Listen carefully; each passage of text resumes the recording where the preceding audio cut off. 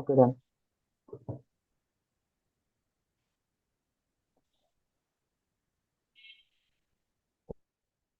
আসসালামু আলাইকুম। ভাই আমি তাহলে শুরু করি কেমন? শুরু করো। আচ্ছা, স্ক্রিন দেখা যাচ্ছে আর হচ্ছে কথা তো শোনা হ্যাঁ, হ্যাঁ, যায় তাই না ভাই? শোনা যাচ্ছে। মঞ্জুর, একটু তুমি যদি থাকো একটু জানাও প্লিজ। হ্যাঁ হ্যাঁ ভাই, দেখা যাচ্ছে। আচ্ছা, আজকে আমরা তাহলে শুরু করি, যেহেতু খুব কম সময়ের মধ্যে শেষ করতে হবে ইনশাল্লাহ। আশা করি সবাই ভালো আছো, আলহামদুলিল্লাহ। আমরাও আছি আর কি। তো আমি হচ্ছে doctor Abu Bakr Siddique, Rangpur medical college থেকে পাশ করছি। আর হচ্ছে এবার এক্সিলেন্স পার্ট অন পাশ করছি কার্ডিওলজিতে। আর আমাদের সাথে আছেন, আচ্ছা ভাই আপনি আপনার পরিচয়টা দেন please। সালামু আলাইকুম, সবাইকে স্বাগতম আজকের সেশনে। আমি ডাক্তার মোহাম্মদ তানজিম হাসান, রংপুর মেডিকেলের 44তম ব্যাচ, 42তম বিসিএস এর মধ্যে মাধ্যমে সরকারি চাকরিতে জয়েন করি। এখন 2 বছর উপজেলা শেষে এমডি কার্ডিওলজি রেসিডেন্ট হিসাবে এনএসিভিটি আছি।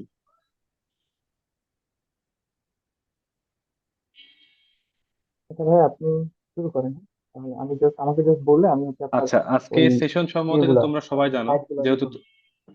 আচ্ছা, তোমরা সবাই আমার জুনিয়রই হবে, তো একটু তুমি করে বললাম, কেউ মাইন্ড করবে না আশা করি। আচ্ছা, আজকে আমাদের সেশনটা সবাই জানো যে ফাইনাল প্রফের প্রিপারেশনটা নিয়ে আমরা কিভাবে ফাইনাল প্রফের প্রিপারেশন থেকে ম্যাক্সিমাম বেনিফিট পেতে পারি, কিভাবে ফাইনাল প্রপটা আমাদের জন্য আরো ইজি হয়। কারণ ফাইনাল প্রপটা আমাদের যে এমবিবিএস লাইফের সবচাইতে হার্ডেস্ট বলবো, ইভেন আমাদের মেডিকেল ক্যারিয়ারের সবচাইতে হার্ডেস্ট ফেজ হচ্ছে এই ফাইনাল প্রপ। একটু প্ল্যানিং এর অভাবে বা সঠিক গাইডলাইনের অভাবে আমাদের এই ফাইনাল প্রপটা অনেকেরই খুব টাফ যায়। এজন্য আসলে সবাই যাতে একটু ইজিলি ফাইনাল প্রপটা পাস করতে পারে, সেই জন্য এই গাইডলাইন সেশনটা। তো আমরা প্রথমে জানবো যে আসলে ফাইনাল প্রপটাতে কি কি সাবজেক্ট আছে, কিভাবে পরীক্ষাগুলো হয়। তো সাবজেক্ট গুলোর মধ্যে প্রথমেই স্ক্রিন দেখা যাচ্ছে যে তিনটা মেইন সাবজেক্ট, একটা হচ্ছে মেডিসিন, একটা হচ্ছে সার্জারি, একটা হচ্ছে অবস্টেট্রিক্স এন্ড গাইনোকোলজি। তো প্রত্যেকটার মধ্যে আবার কিছু সাবজেক্ট আছে, যেমন মেডিসিনের মধ্যে ইন্টারনাল মেডিসিন, যেটা পেপার 1, এবং পেপার 2 এর মধ্যে পেডিয়াট্রিক্স, সাইকিয়াট্রি, ডার্মাটোলজি। সার্জারির মধ্যে জেনারেল সার্জারি এবং অর্থোপেডিক্স পেলে পেপার 1, এবং ইএনটি, অপথ্যালমোলজি পেপার 2। জেনারেল সার্জারির মধ্যে সার্জারির আদার যে ছোট ব্রাঞ্চ গুলো আছে, যেমন নিউরো সার্জারি বা পেডিয়াট্রিক সার্জারি, এগুলা ইনক্লুডেড। অবস্টেট্রিক্স এবং গাইনোকোলজির মধ্যে অবস্টেট্রিক্সটা পেপার 1 এবং গাইনোকোলজিটা পেপার 2। কি করতেছি তুমি? কথা বলে নাই, ভাইয়া কথা বলতেছো? কথা বলো। হ্যাঁ হ্যাঁ, কন্টিনিউ করেন। স্লাইডটা চেঞ্জ করো।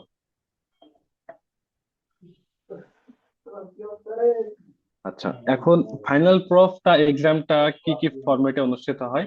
দেখেন, ফাইনাল প্রফ এক্সামের হচ্ছে তিনটা মেইন সেগমেন্ট আছে। একটা হচ্ছে প্রতিটা সাবজেক্টের জন্য রিটেন হবে, রিটেন যেটা হচ্ছে দুইটা পেপার, আমরা ডিস্ট্রিবিউশনটা দেখলাম। প্রত্যেক পেপারে হচ্ছে 100 মার্ক, দুই পেপার মিলে 200 মার্কস। অস্পির জন্য হচ্ছে 100 মার্ক প্রতিটা ইয়ার জন্য, এবং ক্লিনিক্যাল সাবজেক্টের জন্য হচ্ছে শর্ট কেস 50 এবং লং কেস 50, দুটা মিলায় 100।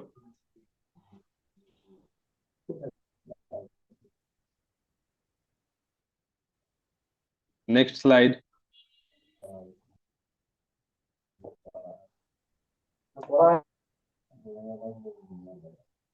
আচ্ছা, এখন ভাইয়া কোনটা ফাইনাল বলছেন প্রফের আসলে? জন্য বুঝছো? আমাদের যে মেডিসিন, সার্জারি এবং অবস্টেট্রিক্স এর জন্য মেইন বই কোনগুলো সেগুলো একটু ডিসকাস করি। বই তো আসলে অনেকে আছে, বাট এর মধ্যে কোনগুলো আমাদের স্যাররা অ্যাকসেপ্ট করে, প্লাস কোনগুলো পড়তে ইজি, এর মধ্যে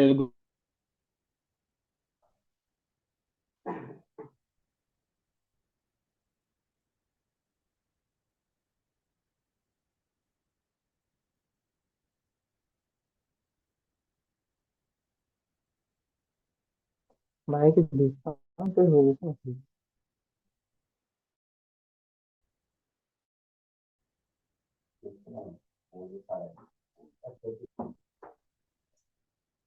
ভাইয়া,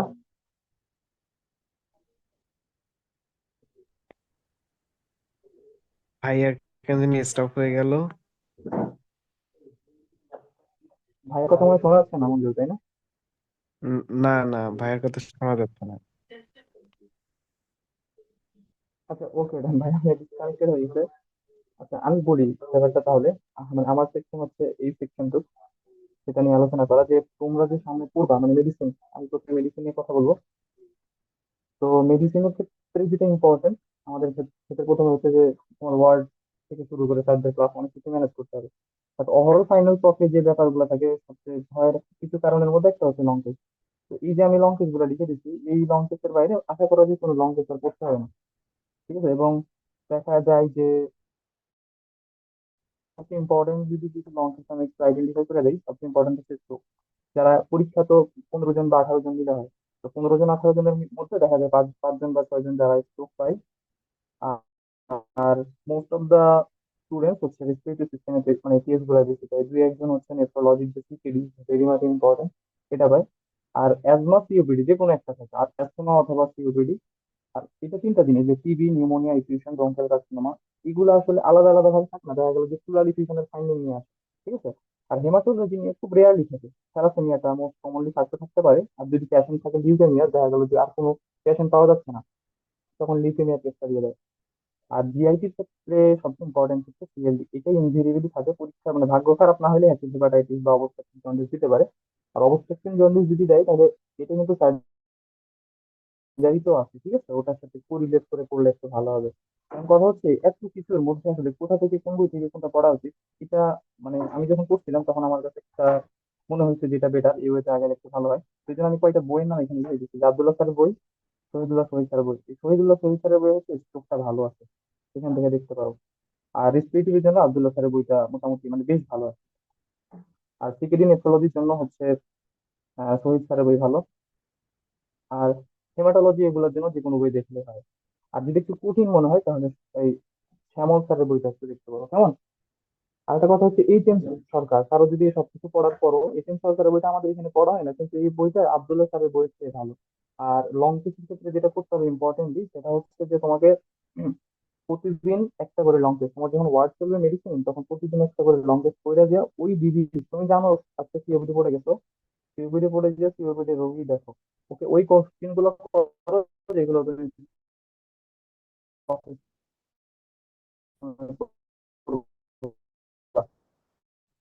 কারণ তুমি রোগী তো মানে বলবে না যে তারা কি কোশ্চেন করবো এবং কি কমপ্লেন লিখবা। তো দ্যাটস অল অ্যাবাউট দিস। এবং লং টেস্টের জন্য বিভিন্ন রকম বই আছে। আর আমি যেগুলো বললাম এগুলো হচ্ছে ইউজুয়ালি আসে। আর বইয়ের নাম তো বলে দিলাম, তুমি প্রথমে যে বইগুলো বলছো সেগুলো ফলো করো, দেন কোরিলেট করে যদি করতে পারো that's better. And then next slide is short test. Idea আসছে? তো না মানে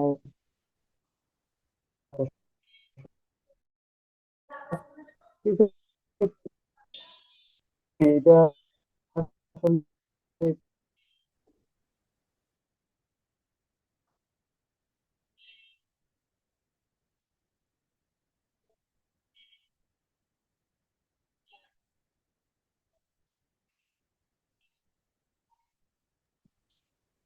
ভাই কথা আবার স্টপ হয়ে গেছে।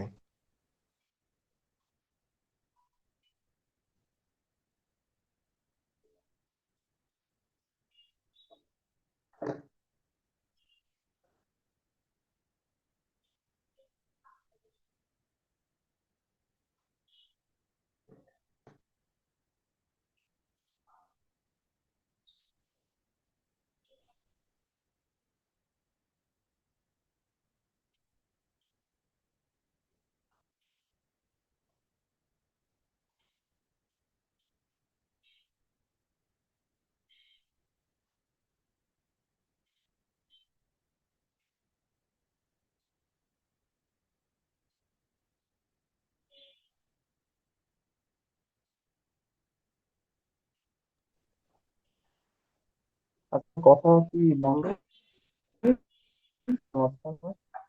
হ্যাঁ, কথা অফ হয়ে গেছিল ভাই। হ্যালো। আচ্ছা ভাইয়া আমাকে একটু হোস্ট করে দেন, তানজিম ভাই। আচ্ছা, কোন আইডিটা তোমার?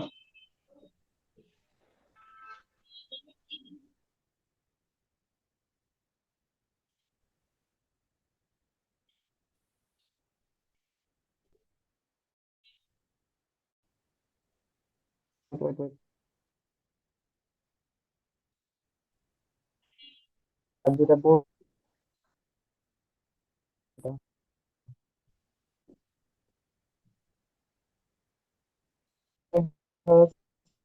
আর কি,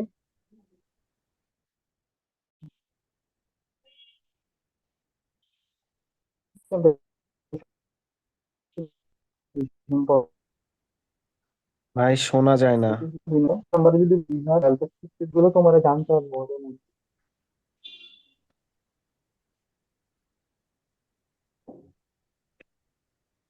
ভাই শোনা যায় না।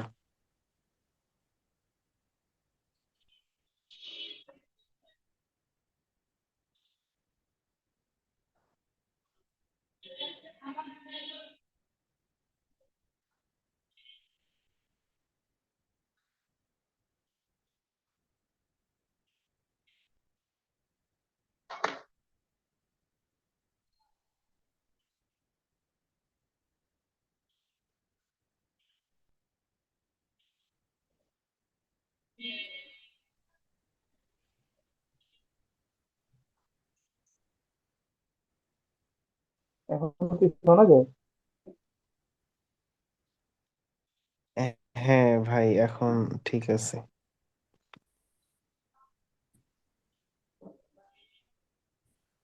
ঠিক আছে, যেটা বলতেছেন সিস্টেমিক এক্সামিনেশন এমন কোন নাকি examination পর্যন্ত? এখন তো শোনা যাওয়ার কথা, আমি তো দেখতেছি এখানে শোনা যাচ্ছে মনে হয়। ভাই শোনা আচ্ছা, যাচ্ছে কিন্তু মাঝে মাঝে কথা তো, আটকে আসতেছে আর কি। আমি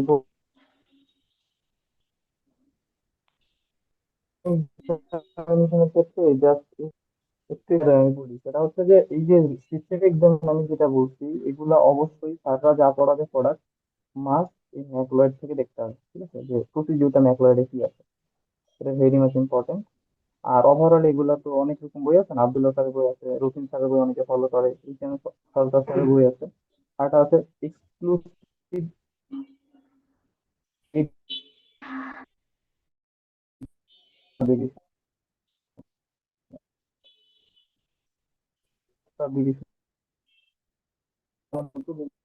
ইন্টিগ্রেশন হচ্ছে, এটা মানে একদম ওই ওয়ার্ড করার সময় হয়ে যায়। ঠিক আছে, তবে এটা সবাই প্রথম দিকে পড়ে না, পরের দিকে হা হুতাশ করে।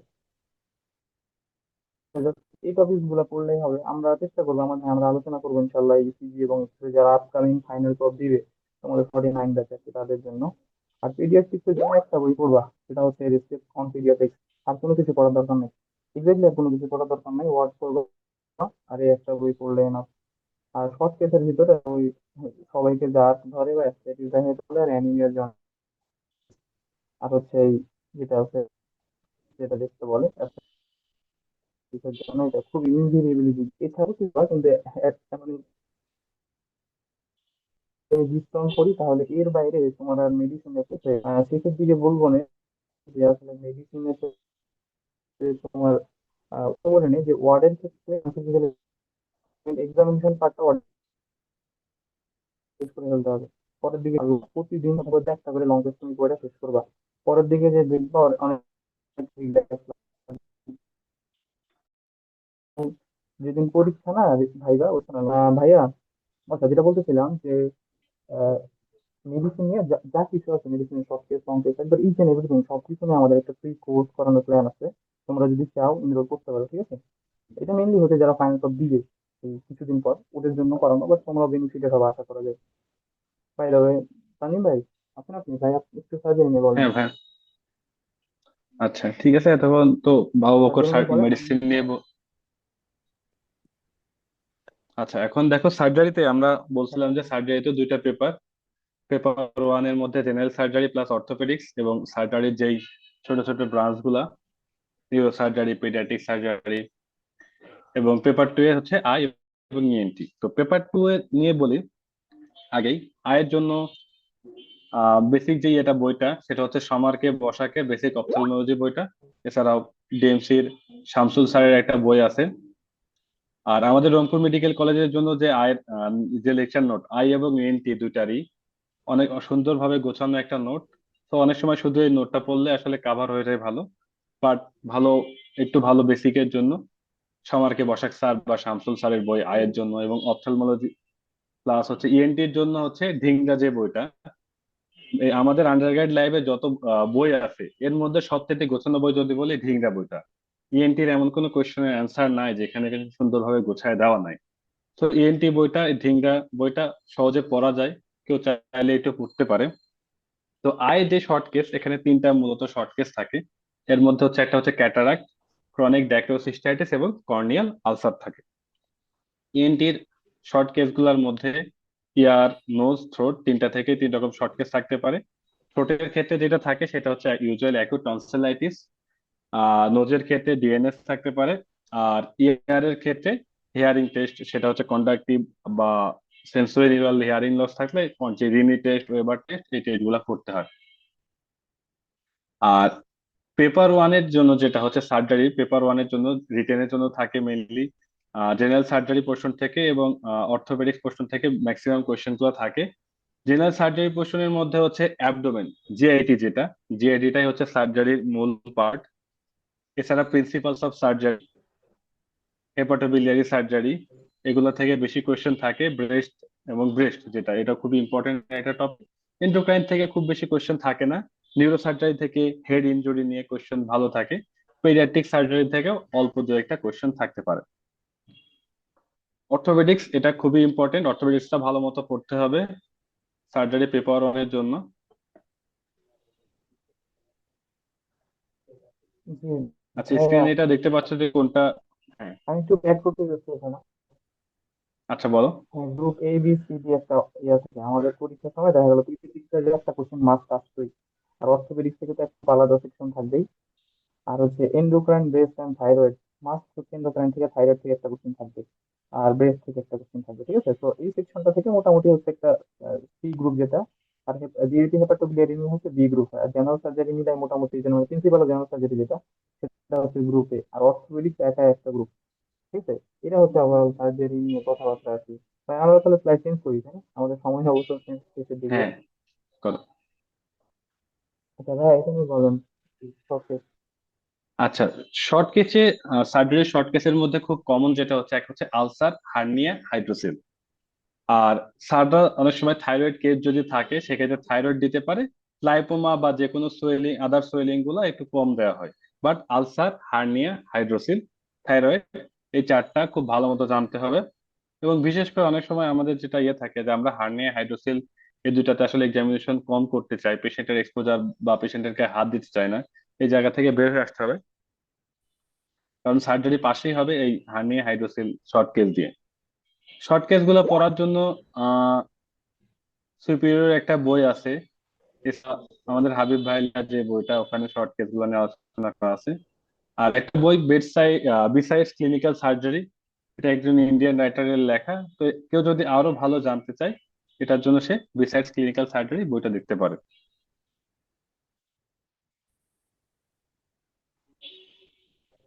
শর্টের জন্য আসলে নেক্সট স্লাইডে যাও। পিডিএফ বইটা পড়লে আমার মানে পরীক্ষা পাস হয়ে যায়। তাহলে ক্লিনিক্যাল ইম্পর্টেন্স রাখতে হবে। আমি এক কথা বলছি, শর্ট কেস ওয়ার্ডে প্র্যাকটিস করা পরীক্ষায় পাস হবে না। And the long case, long কেসের পুরো একই রেখা। আচ্ছা, আমার প্রথমে আমি সার্জারির, এটা একটু বলি লং কেসটা নিয়ে, যে লং হ্যাঁ কেসে বল। তারপর যদি কেউ অন্য মতো পড়তে চায় তাহলে এই বইয়ের উপরে কোনো বই নেই। একটু এই বইটা কিনা দিও, বিচার দেখে ক্লিনিক্যাল সার্জারি মোস্ট প্রবাবলি মাখন কোশ্চেনের অ্যান্সার লিখ করতে চাই, এটা এই বইয়ের উপর আসলে কোনো বিষয়।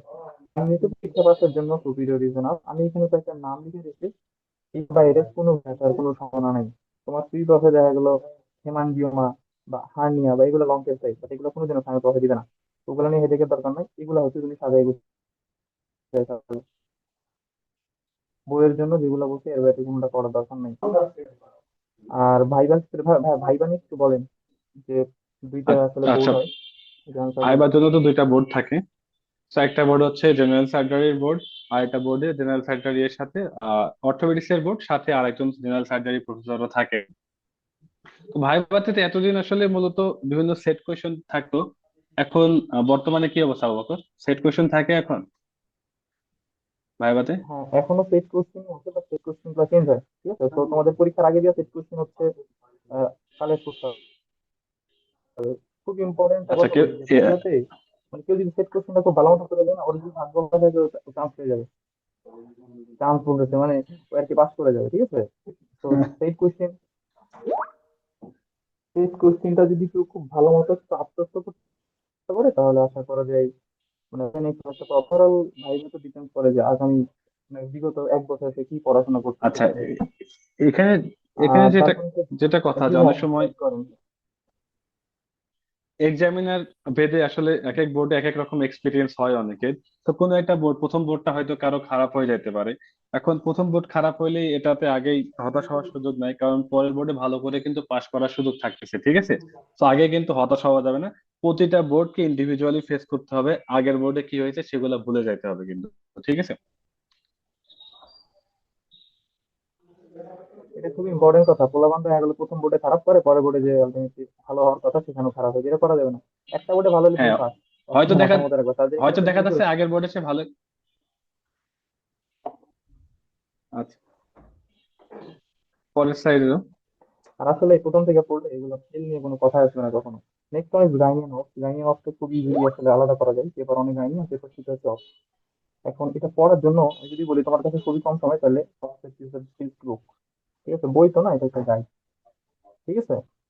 আর বইয়ের কথা যদি বলি, ডক্টর স্যারের বই আমি মানে এটা সবসময় বলতাম যে তুমি যখন কাহিনী পড়তেছো গাইডটা রাখো, ঠিক আছে, পাশে ডক্টর স্যারের বইটা রাখো, তাহলে দেখবে যে বইটা পড়া হয়ে যেতেছে সাথে সাথে।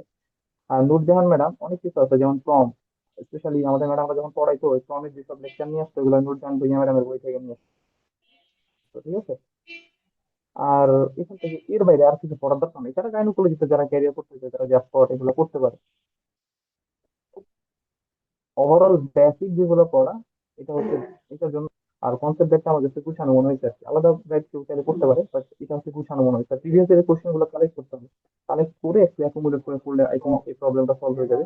আরেকটা জিনিস হচ্ছে শামীম ভাইয়ের বই আছে আমাদের, আমি বলে দিই, শামীম ভাইয়ের একটা শীট পাওয়া যায়। ওই শীটটা এমন ভাবে বানানো যে আমরা যে হচ্ছে ভাইভাবেই, ভাইভাতে আলটিমেটলি শামীম ভাইয়ের শীটটা পড়লে ভাইভা ক্লিয়ার হয়ে যায়, ইভেন রিটেনটাও ক্লিয়ার হয়ে যায়। তো এটার সাথে হচ্ছে এক নম্বরে যদি বলি কনসেপ্ট, দুই নম্বর হচ্ছে শামীম ভাইয়ের বই, এর সাথে হচ্ছে ডিসি দত্ত পাশে রাখলে আমার কাছে মনে হয় গাইনি নিয়ে আর প্যারায় বুঝতে হবে না। কিন্তু গাইনিতে সমস্যা হচ্ছে লং টেস্ট, ঠিক আছে? লং টেস্টে দুইটা লং টেস্ট লিখতে হবে, আমি কয়েকটা লিখছি, এর বাইরে লং টেস্ট লিখতে থাকে না। লং টেস্টের জন্য ভালো বই যদি বলা হয় তাহলে হচ্ছে নূরজাহান ম্যাডামের বই। নূরজাহান ভুঁইয়া ম্যাডামের বই পড়লে লং টেস্ট আর দরকার নাই, কিন্তু নূরজাহান বইয়ের সবকিছু পড়লে আবার বোঝা যায় না। এই বই একটা বই পাওয়া যায় না, হার্ট একাডেমি, ওটা ফলো করা যেতে পারে। ওটাই ইউজুয়ালি পোলাপান ফলো করে, আমরা তো এটা ফলো করছিলাম, কিন্তু নূরজাহান ভুঁইয়া ম্যাডামের এটা পছন্দ করে ম্যাডামরা। আর ভেরি মাচ ইম্পর্টেন্ট, লং টেস্টের ডায়াগনোসিস লেখা শিখতে হবে, ঠিক আছে? এটা লেখা শিখতে হবে ম্যাডামদের কাছ থেকে, এটা শিখতে হবে। আর ভাইবার ক্ষেত্রে সেখানে ভাইবা নিয়ে কিছু নেই, ultimately ওই একটা একটা একটা হচ্ছে গাইনি আর একটা হচ্ছে off। খুবই সিম্পল কোশ্চেন করে। আর ভাইবার জন্য বেস্ট হচ্ছে শামীম ভাই শীট।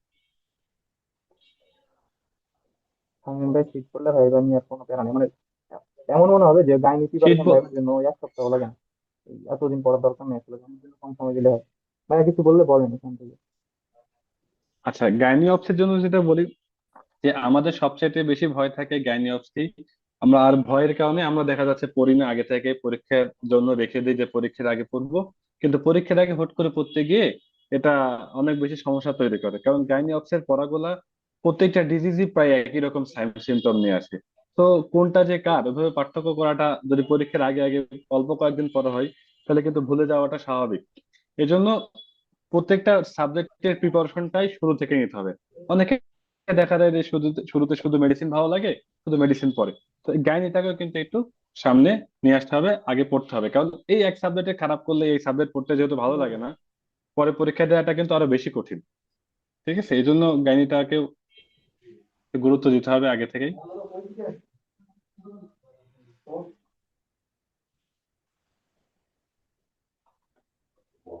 আচ্ছা, এখন যেটা নিয়ে বলতে চাচ্ছিলাম ভাইয়া, যেটা নিয়ে বলবো আমি একটু বলি। স্টাডি প্ল্যানের ক্ষেত্রে আমাদের ইউজুয়ালি ফাইনাল ইয়ার যে কয়েকটা জিনিস, ওয়ার্ড ক্লাস, এই দুইটা, এর বাইরে তো কোনো বিষয় নেই, তাই না? ওয়ার্ড দিতে হবে, ক্লাস করতে হবে। সকালবেলা এসে তুমি ক্লাস করো, সমস্যা নাই। এবং ক্লাসের ক্ষেত্রে যেটা ব্যাপার, তোমার যে ওয়ার্ড চলতেছে তুমি যে ওয়ার্ড পড়বা। এখন মেডিসিন চলতে, কিন্তু ক্লাস হচ্ছে হচ্ছে সার্জারি, মানে ক্লাস। সার্জারিটা তুমি একদিন দেখে রেখে দাও, মনে করো আজকে পড়াইছে পিইউডি, ঠিক আছে? কিন্তু তোমার মেডিসিন ভেরি মাচ ইম্পর্টেন্ট, তোমার মেডিসিনই পড়তে হবে। আর হচ্ছে পিইউডি তুমি জাস্ট একটু চোখ বলে রেখে দাও প্রতিদিন রাত্রেবেলা 20 মিনিট চেষ্টা করতে হবে। মর্নিং যে ওয়ার্ড, আমি অলরেডি বলছি, মর্নিং ওয়ার্ডের ক্ষেত্রে লং টেস্ট পড়ে যেয়ে সেটা প্র্যাকটিস করতে হবে। আর ইভিনিং ওয়ার্ডে হচ্ছে শর্ট টেস্ট, ঠিক আছে? আরেকটা জিনিস, তাহলে বাকি সময় তুমি কি করবা? বাকি সময় যেটা আছে সেগুলো হচ্ছে, যখন মেডিসিন ওয়ার্ড চলবে, মেডিসিন যে কয়েকটা সিস্টেম আছে, ধরলাম রিমাটোলজি, তাহলে রিমাটোলজি তুমি বই এবং গাইড, মানে গাইড অথবা আমাদের আর মিলাই যদি পড়ো তাহলে ডেভিডসন সহ পড়ো। দুইটা একসাথে করে প্রতিটা সিস্টেমের জন্য 2 দিন 3 দিন বা 4 দিন করে সময় দিয়ে ওই সিস্টেম গুলো পড়ে ফেলতে হবে। তাহলে যেদিন তোমার মেডিসিন ওয়ার্ড শেষ, ওই দিন তোমার মেডিসিনের ফুল প্রিপারেশন শেষ। কিন্তু এটা করে না, এটা 95% স্টুডেন্টই করে না। তো কথা হচ্ছে এটাই। তো এটা যদি করা যায় তাহলে ফাইনাল হবে, যে কোনো ইন্টারনেট এক্সাম খুব ইজিলি চান্স পাওয়া যাবে, আশা করা যায়। আর সেলফ স্টাডি রাখতে হবে, প্রতিদিন কি পড়াচ্ছে অ্যাটলিস্ট মানে 5 মানে 3 পেজ হলেও সেলফ স্টাডি নিজের জন্য আলাদা একটা প্ল্যান রাখতে হবে, যেটা তোমার পুরো দিকে আগে নিয়ে যাবে, ঠিক আছে? এটা হচ্ছে আসলে মোটামুটি পরামর্শ। আর ভাইয়া কিছু বলবেন আপনি এটা নিয়ে, বলেন। না, তুমি যেটা আমাদের টাইম বলছো শেষ হয়ে যেতেছে, সেটা কারণ ঠিক আছে। দেখো, জাস্ট যখন পড়া জমায় রাখা যাবে না, ঠিক আছে? যেই ওয়ার্ড সেই ওয়ার্ডটাকে মূল প্রায়োরিটি দিতে হবে। আর একটা জিনিস করা যায় এখানে, মেডিসিন সার্জারি এর মধ্যে কিছু কমন টপিক আছে, হ্যাঁ, যেটা পিওডি বললো, যেটা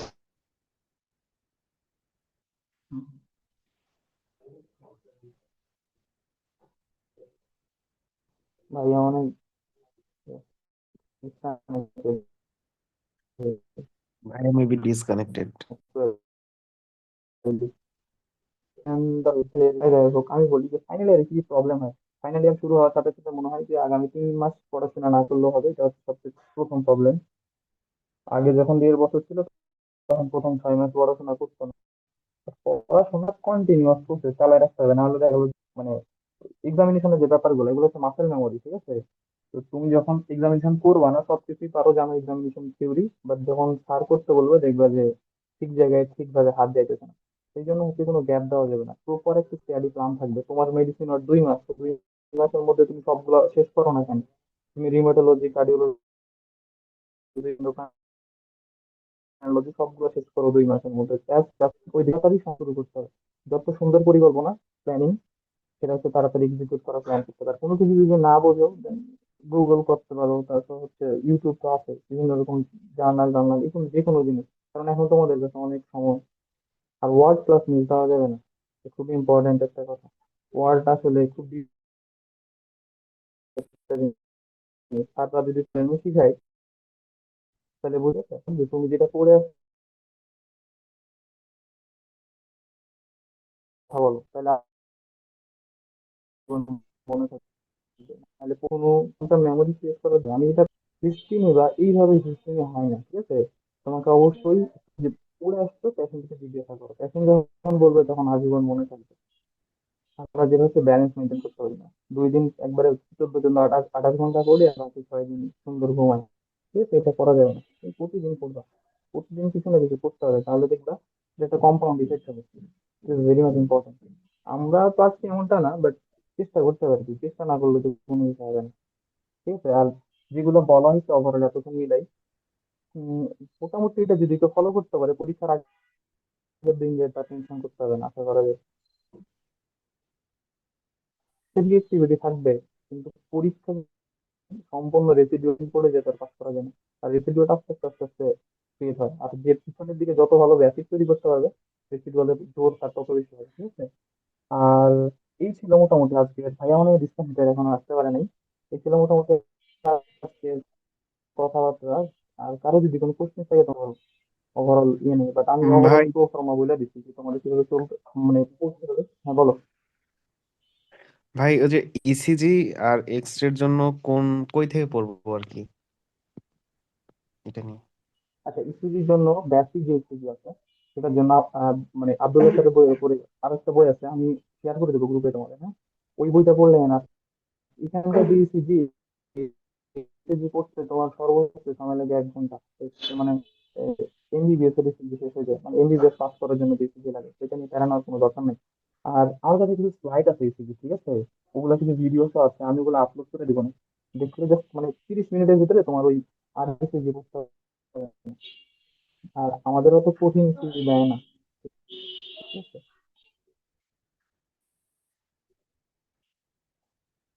এখন মনে করো জিজ্ঞেস করো এক্সেল ফাইল এক্সেল এগুলো আছে ওয়ার্ডে গিয়ে দেখতে হবে, হ্যাঁ। ইসিজি তুমি যখন কার্ডিওলজি ওয়ার্ড করবা তখন ইসিজি দেখে রাখা very much important, excel content দিয়ে দেয়। তুমি পড়ে গেছো কনসলিডেশন প্লুরালাইজেশন আর নিউমোনিয়া বা কলাপস, দেখা গেল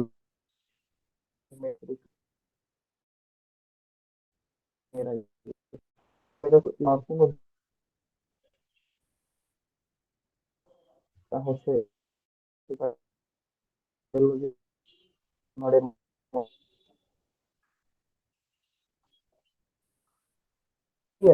এগুলো আচ্ছা, আবু বকর, শুনতে পাচ্ছ আমাকে? জি ভাইয়া, জি ভাইয়া, 1 মিনিট আছে ভাইয়া, এখনই মানে ইয়া হয়ে যাবে। আচ্ছা, কারো আর কি কোনো কোয়েশ্চেন আছে কিনা? বলেন, শুনতে